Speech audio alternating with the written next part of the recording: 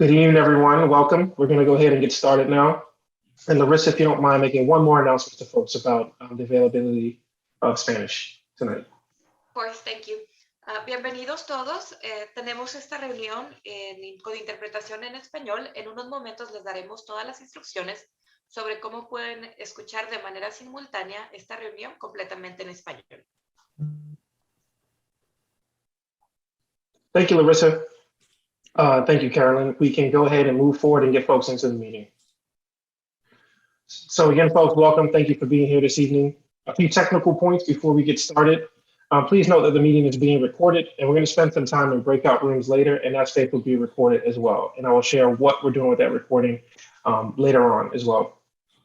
Spanish interpretation is available, so please add SPN to your name in Zoom so that you can be added to that interpretation room. Larissa, would you mind following up on that? Bienvenidos todos. Para las personas que nos acompañan en idioma español, les pedimos que por favor cambien su nombre en Zoom para que tenga las iniciales SPN al principio de su nombre. Thank you so much. And then throughout our time together tonight, please use the chat feature to share any questions you're going to have during the presentation. Someone from our team will make a note of them, and I'll give us some space and time later to have those questions answered. And tonight, everyone, our space is meant to be a discussion. So to participate, please use the reaction buttons you see down at the bottom of Zoom. A hand raise or a thumbs up will just help get my attention or someone else's attention so we can know that you have something to share.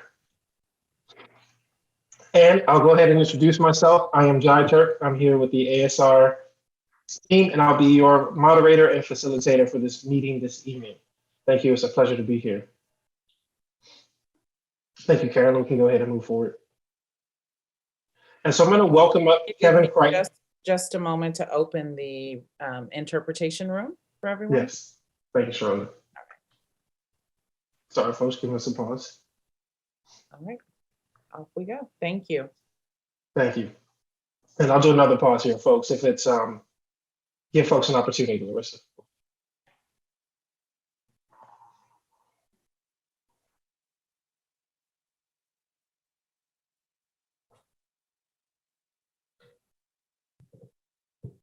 The interpretation room is open. Thank you. Okay, thank you. So, folks, I'm going to welcome up Kevin Crichton from the Austin Water team.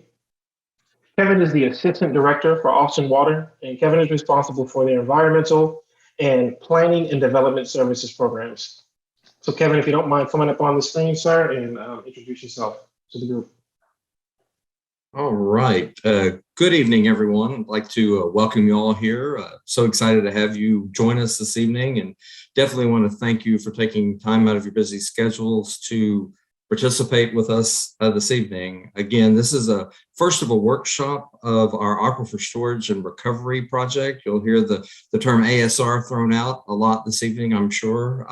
We really look forward to the opportunity to share with you some insights and background on ASR and what Austin Water's planning for the future of our community, and glad to be able to share that information with you, and probably as important, really looking forward to getting some of your feedback and input this evening. So again, thank you all for participating. We look forward to a positive interaction and lively discussion, and thank you. Thank you, Kevin.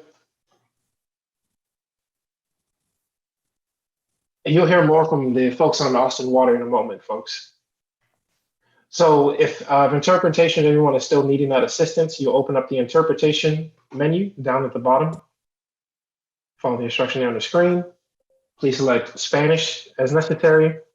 And if you do not want to hear the original language on the background, please click the mute original audio button.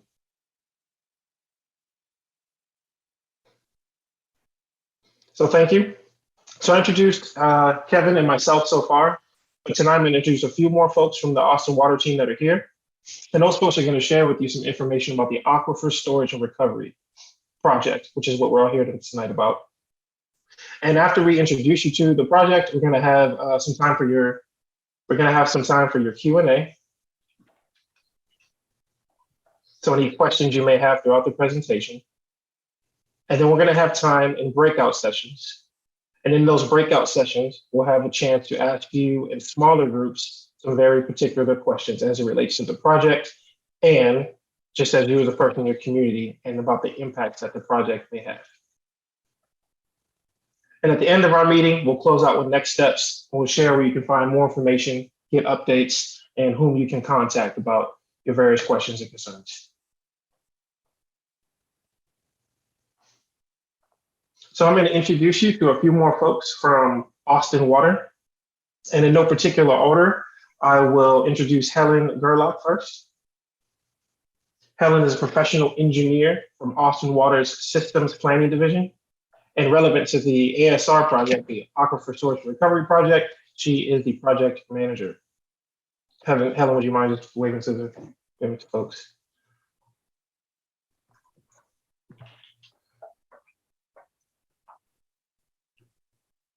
Hello, everybody. Thank you, Helen. Next, I'll introduce Emily Chandler. Emily is part of Austin Water's Public Information Office, and she's joining us tonight with the lens of community outreach efforts for the Austin Water's construction projects. Good evening. Thanks for being here. Thank you, Emily. And next, I'll introduce Marissa Flores Gonzalez. Marissa is the Water Resources and Supply Program Manager with Austin Water.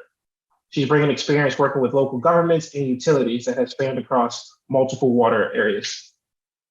Marissa, would you mind just letting folks get the sound of your voice? Thank you. Hello and welcome.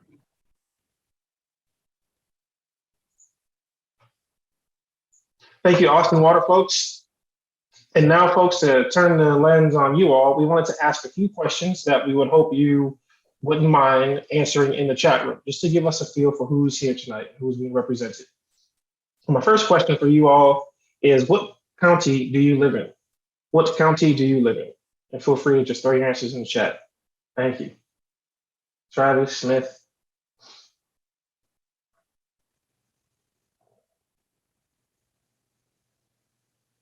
Lots of Travis. Thank you. Thank you, Sharonda. Bashoff's in the house. Thank you. Lots of Travis County folks. Thank you. Thank you. Helps us get a pulse of who's here. Next question, how long have you lived in that county? How long have you lived in that county? How long have you folks been in Travis? Bashoff and Smith. 20 years, 10 years, 18 years, 30 years, less than a year. See, most folks are 10 plus years. Thank you, longtime community members, for being here tonight. Thank you for valuing your time and ours. And I'll ask, who is providing water at your home or business, if you hear from that perspective? Who's providing your water? 10, Austin Water, City of Austin. Water, well water. Little Park. A lot of diversity in terms of who folks are getting water from today. And lastly, if you wouldn't mind sharing, how did you hear about the meeting? We want to make sure we keep including folks that need to be in on these meetings. How did you hear about it? Austin Commons. Okay.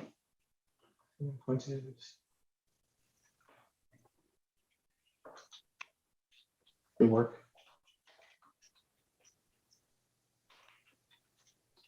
Project director on the Lost Pines. Okay, thank you. Really diverse way that folks got to the room. Well, I'm glad the outreach efforts happened. And Jai, I want to just jump in here for just a moment and introduce a few more folks from our team. We have Christy Shaw, who's here with us, one of the project leaders. Christy, you want to say hello? Hello, good evening, everybody. Thank you.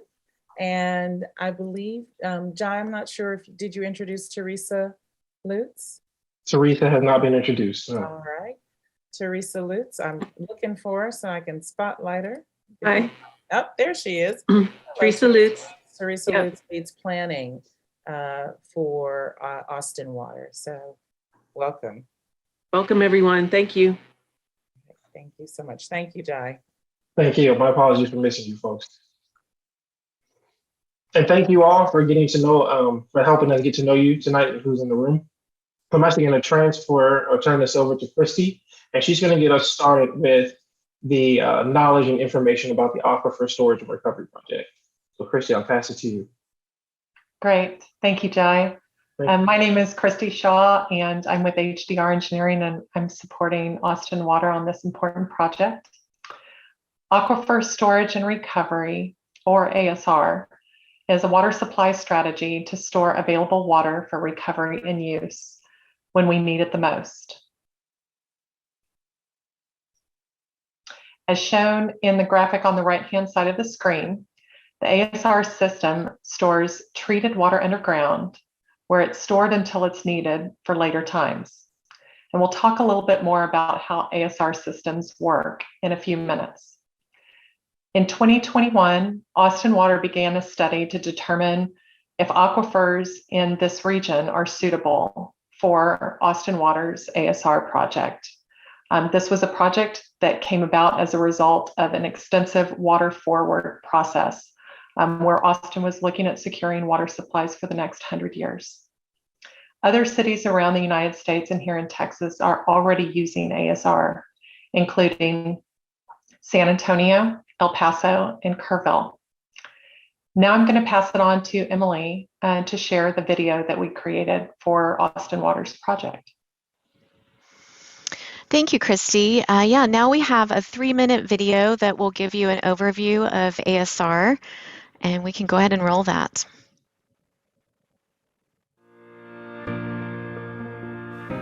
The Lower Colorado River is a source of drinking water for many Texans, including the city of Austin. Upstream of Austin, several dams on the river form a chain of lakes known as the Highland Lakes.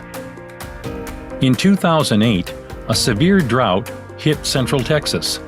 It lasted until 2016, reducing water in the Highland Lakes to historically low levels. In response to this drought, Austin Water created Water Forward, a plan to guide Austin's water future for the next 100 years. In the future, climate experts expect more severe droughts in Central Texas, interrupted by periods of more intense rain. As our climate changes, it'll be more important than ever to manage our water resources wisely. Aquifer Storage and Recovery, or ASR, is one of several water supply projects included in the Water Forward plan, along with reuse and conservation strategies. Other cities across the country and in Texas are already using ASR systems, including San Antonio, El Paso, and Kerrville. Here's how it works. When water supplies are plentiful, available water from Austin's drinking water system is pumped into an aquifer to be stored. Aquifers are created by layers of different kinds of rock below the ground that can hold large amounts of water. Storing water underground in an aquifer helps prevent water loss from evaporation. When Austin's regular water supply becomes low, the water that Austin Water stored in the ASR project can be pumped out and delivered to customers. And because ASRs have fewer above-ground requirements than other water projects, they can help preserve the land above the aquifer for other uses. Think of it as a savings account. Water is deposited into the Aquifer Storage and Recovery system during wet years, and we can withdraw that water when we need it during dry years or emergencies. Aquifer Storage and Recovery will make Austin's water supply more resilient to climate change and drought, and could provide a second source of water during emergencies like freeze events or flooding. In 2021, Austin Water began a study to see which aquifers in our region could be favorable for a future ASR project. Community participation is an important part of this process, so we'll be reaching out throughout the study to share preliminary information, collect feedback, and answer questions. Once we identify an aquifer that could meet the project needs, Austin Water plans to build a pilot ASR project for testing. An aquifer storage and recovery system for Austin is planned to be fully operational and storing water by 2035. Aquifer storage and recovery is just one piece of Austin's water forward plan to safeguard our water resources now and in the future. Visit our website to learn more about aquifer storage and recovery and how you can get involved. Thank you all for tuning into that. I want to note this video is on Austin Water's YouTube channel in English, which you just heard, and also in Spanish. So feel free to visit there and watch it and share the video. You know, as our region grows, we need to continue to diversify our water supply strategies. And this project is currently looking at aquifers in a 3-county area, Travis, Bastrop, and Lee. And these are areas that have favorable geology for aquifer storage and recovery. And tonight we're starting a regional conversation about this project. We want to share some information with you, and most importantly, we want to hear from you tonight. And we're hoping to start to build some new relationships tonight and throughout this project. And I'll hand it over to Helen to cover the next section. Thank you, Emily. As was mentioned in the video, ASR is part of our Water Forward Plan, which lays out a roadmap for Austin's water future over the next 100 years. The Water Forward Plan is made up of a diverse portfolio of strategies, including reuse, conservation, as well as other water supply strategies, along with ASR. And ASR was included in that Water Forward Plan specifically to increase Austin's resiliency against climate change and droughts. To find a spot for our ASR project, Austin Water initially looked at aquifers in Travis County, as well as the 7 surrounding counties, and evaluated aquifer characteristics and other factors to identify the most favorable areas for Austin Water's ASR project. And that analysis has shown us that these favorable areas include the Trinity and Carrizo-Wilcox aquifers in Travis, Bastrop, and Lee County. So that is where further analysis will be focused moving forward. And with that, I'll pass it back to Christy to talk about project benefits. Great. Thank you, Helen. ASR is a useful water supply strategy for a number of reasons, including ASR makes Austin's water supply more resilient through climate change and droughts. It can also store large amounts of water with minimal disturbances to the land above the aquifer. Water stored in an ASR system would be available under Austin's existing water rights, which allows Austin to maximize the local water resources. Storing water underground in a natural aquifer prevents the high evaporative losses that reservoirs experience in a warm climate. And storing water in a natural aquifer is more cost-effective than other similarly sized water storage options. An ASR system, as shown in the video, can provide a second source of water supply during emergencies. And ASR is really good at diversification and providing that secondary source. And now I'll pass it back to you, Helen. Thanks, Christy. Here I'll talk about our ASR project timeline. The timeline here shows the next steps for Austin's ASR project, from the project start in 2021 last year through full-scale ASR construction, which is estimated to be complete in about 2035. Right now, we're on the far left of this graphic and are working to determine the best location for an ASR project. Once we have a location identified, the next step will be to build and test a pilot ASR project. A pilot project would be small scale and would give us an opportunity to test assumptions and get detailed data before beginning any work on a full-scale ASR project. Upon successful completion of a pilot project, design and construction of a full-scale ASR would start and is estimated to be completed by about 2035, at which point we could begin storing water in our ASR.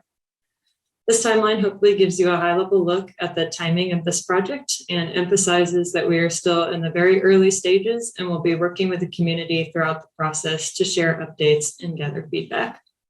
And with that, I'll go ahead and pass it back to Jai. Thank you, Helen, and thank you everyone else that shared information for the community tonight. And so folks, we're about to head into our discussion portion of our meeting tonight. But before we do that, I want to tell you what you're informing. And so the project team is developing an equity and affordability tool and roadmap. That's a guide that helps this team make sure that we're putting people first as best we can in this project. And so what are the goals? So the goals are to engage the community throughout the Aquifer Storage and Recovery implementation and use input to inform the implementation process. The goal is to implement the ASR project using an equity and affordability lens, which is where the tool comes in. And that tool is relevant tonight, folks, because today's discussion informs that tool and it informs that roadmap. So thank you for diving into that with us. And later on this evening, we'll have the opportunity to go to those breakout rooms I mentioned. But before that, I'm going to invite the Austin Water folks up, the Austin Water team, to answer any questions you have about the information that was just presented. A few clarifying questions. We have about 5 minutes for clarifying questions before we go into our breakout space, which is where we can really double click on some questions we have prepared for you. So I invite folks to come on up. You're welcome to use the chat. You are welcome to use the raise your hand feature, and I'll ask folks from the team to identify questions and I'll start fielding them. Thank you. I see a few in the chat room now, folks. I'll go ahead and get started.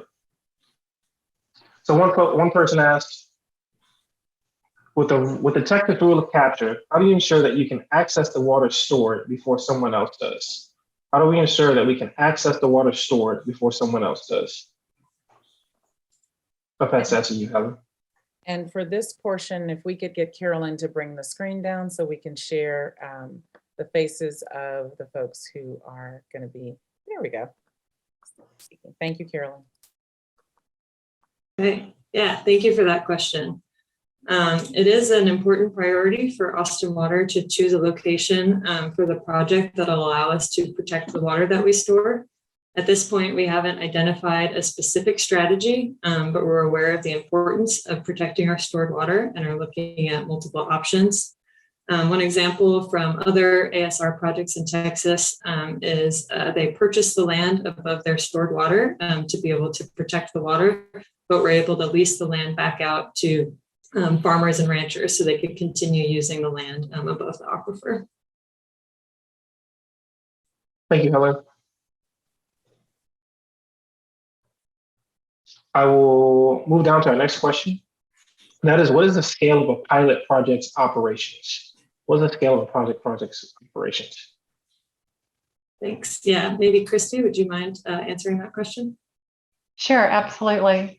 So once we have evaluated and identified preferred sites to take a look at, and that's going to be based on not only aquifer considerations, but also endangered species, regulatory issues, and the distance to integration at Austin Water's system. Once we've identified the preferable sites and we move forward with piloting, what that involves is it looks at kind of a micro-sized project with respect to the objectives of an ASR project. That is a way of proving up some of the local conditions, and that's essential for us to be able to understand how it impacts local environments, as well as the geochemistry and what it's like when when the water goes down whole and ends up going into the aquifer system, as well as recovery. So what ends up happening is there's a temporary time during that piloting in which water is stored, and then monitoring wells are used to evaluate the interaction and be able to simulate on a small scale what the operations might be of a larger system. Thank you, Christy.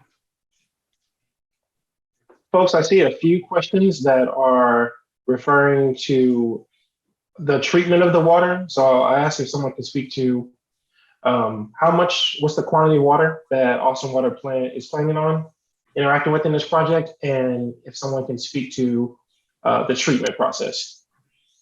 Sure, I can do that. The quantity of water that we're planning on was based on the water forward plan. So that includes 60,000 acre feet of storage by 2040. And for context, the whole city of Austin used about 160,000 acre feet in 2021 over the whole year. So 60,000 acre feet is a pretty big portion. And that would be expanded out towards the end of the century to have up to 90,000 acre feet per year available by 2015. And those estimates are based on the water forward plan. And as regards treatment, we are planning on storing potable water, which is drinking water. It's got a higher quality than some other water sources, which will help reduce the amount of treatment needed when we put it in or take it out of the ASR project, as well as protecting the aquifer, ASR infrastructure, and reducing operation and maintenance costs. And just as a note too, the water would be treated before it goes into the ASR to protect the aquifer, and then again, as it comes out as needed, so that it's fully compatible with our existing Austin water. Helen, would you restate the date for the full scale ASR project? I think your numbers may have been, I think you said 2015. That's what I heard. Oh, sorry, 2115. Yeah. So in the water forward plan, we had 90,000 acre feet per year available by 2115. So it's hard to say that number, isn't it? It's so far out. Thank you. Yeah, thank you, Emily. Thanks, folks, for answering that one. Was that the response, Helen? Mm-hmm. Thank you. So I'll go down a few, folks. I think we had a few comments Helen spoke to about the treatment of the water. So I see another large one here. How do you plan to interact with the GCD if one exists in the location that is selected for ASR? Yeah, I can take that one. We would plan to share information and work throughout the process. As a reminder, we don't know where our project is going to be at this point, so we're not sure if we'll be within a GCD. But if we are, we definitely want to continue to share information about the project and work with them throughout the process of developing an ASR. And if anybody else on the team here wants to add anything, please feel free.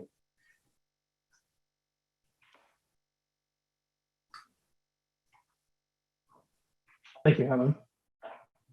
Are there plans to wholesale this water on later during the drought, or is the water for Austin water clients only? Can I jump in? This is Sharonda before we go to that answer. There's a great question in the chat related to the previous response. What is a GCD? So if someone could help us understand those letters, we'd appreciate it. Yeah, thank you, Sharonda. Great point. GCD stands for Groundwater Conservation District.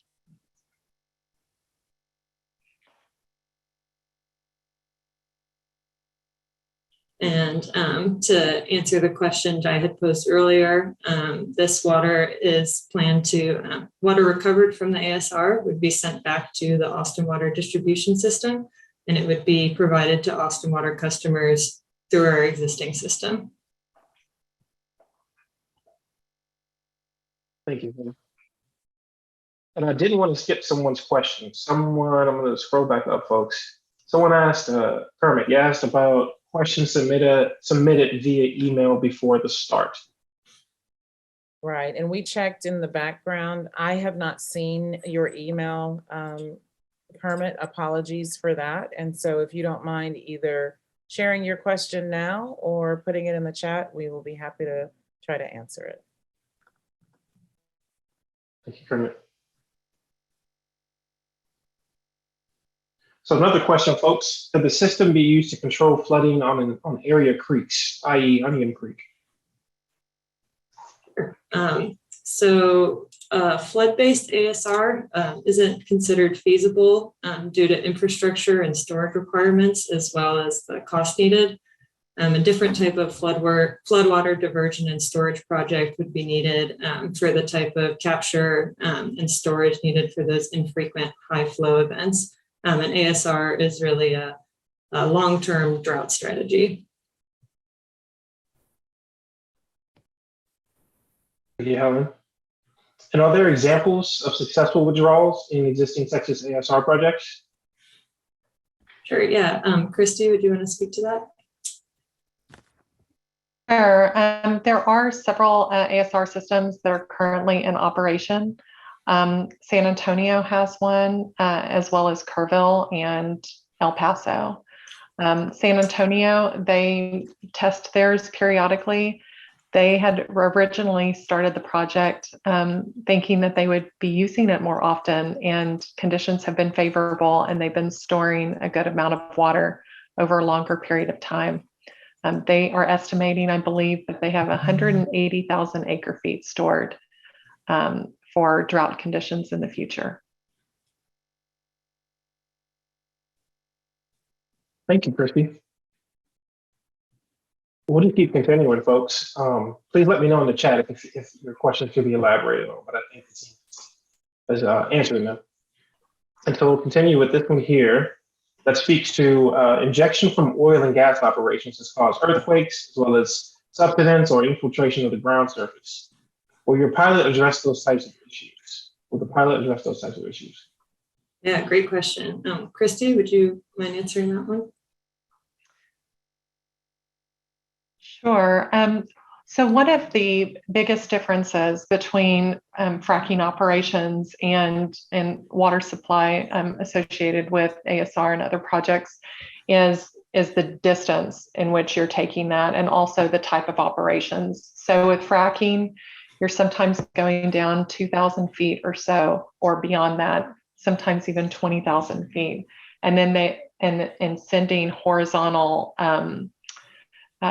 probes out into the aquifer system. That's very different from the process for water supply. So it essentially, for ASR, it's similar to traditional wells, except that it is a dual purposed system to where you're able to also pull that water out.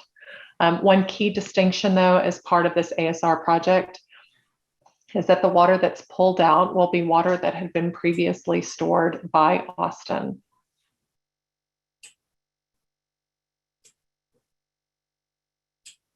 Thank you, Christy. Any others to add to that, folks?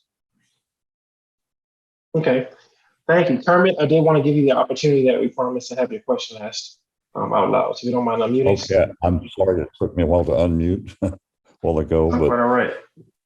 Yeah, what happens to other wells in the same aquifer and adjacent to the wells in which the water is injected into the aquifer, and then what happens when the water is pumped out?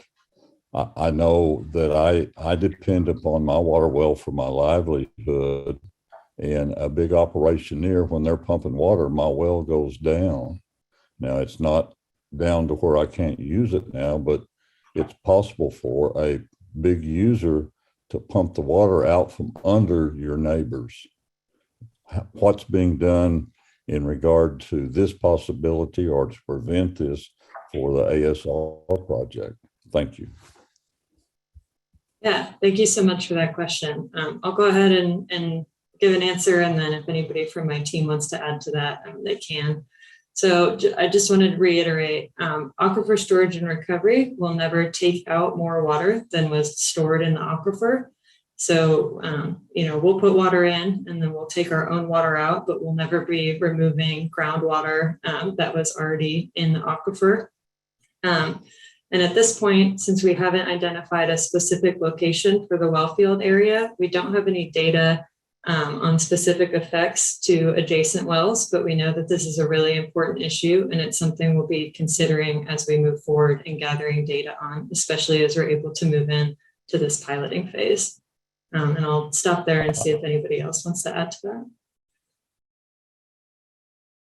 that. The Edwards aquifer can be refilled and pumped out of very quickly because the flow within the aquifer is fairly rapid. But the Carrizo-Simsboro aquifer is a sand aquifer and it flows slowly. So if you pump water, even if you put 60,000 acre feet in, when you start pumping it out at a high rate, the neighbors to that well, the water in their wells is going to go down. While the water flows through that sand aquifer, you can eventually get your 60,000, but you can't pump it out immediately. So I just, that's a concern. If I have a well next to where you put your well in, will there be periods of time when my well goes dry? Mhm. And, Yeah, and I know you don't have an answer now, but I'm just saying that's something that needs to be considered, because I think the idea of reusing water from wet periods into dry periods sounds wonderful, but sometimes the devil is in the details. Thank you. Mhm. Yeah, thank you so much. That's a great point. And yeah, just to reiterate, it is very important, and it's definitely something we'll be keeping in mind and considering as we move forward. Excuse me. Yes, thank you, Kermit. Thank you for showing up and asking that. We'll field one more question, folks, before we transfer to our breakout space. And I'm going to scroll up for it. Sorry.